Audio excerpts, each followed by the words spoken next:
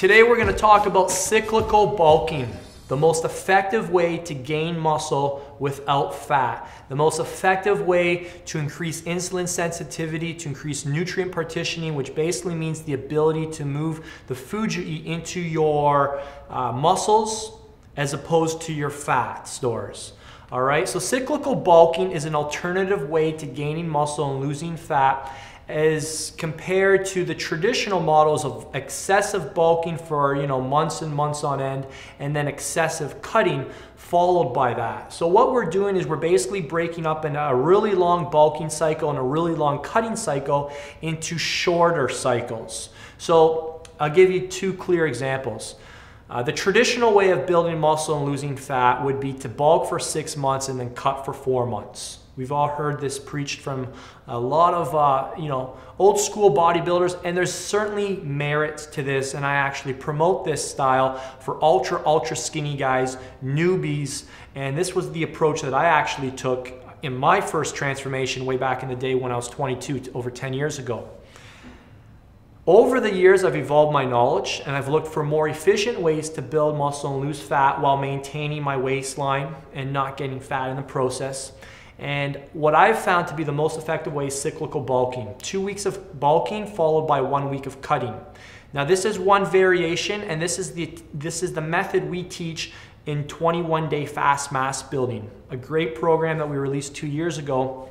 And it's based on some really convincing research that shows what happens to 2 weeks of overfeeding in terms of your testosterone levels. And we found that they kind of tap out after 2 weeks. So that's like the maximum amount of time you want to overfeed before introducing what we call an underfeed phase.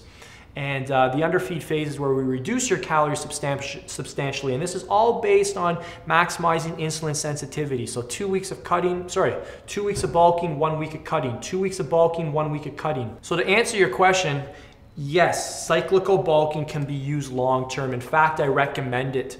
And a lot of people, for most people, what I recommend is never bulking or cutting for longer than 4 months. That's when you're going to start noticing issues with your thyroid, your metabolism. So the most I would recommend bulking is 4 months, and the most I'd ever recommend cutting is 4 months, alternating with a short refeed or a short underfeed. And that really does a lot of great things for your hormones, for your metabolism, and for your mind, for psychological relief as well. It kind of breaks up your goals into shorter goals, mini goals if you will, which makes it easier to get to your ultimate goal.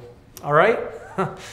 Great question. Yes, cyclical bulking can be used long-term. In fact, I'm pretty much at that point now where I will use various methods of cyclical bulking, probably indefinitely. So once you've become more experienced, a lot of experienced lifters are probably doing some form of cyclical bulking.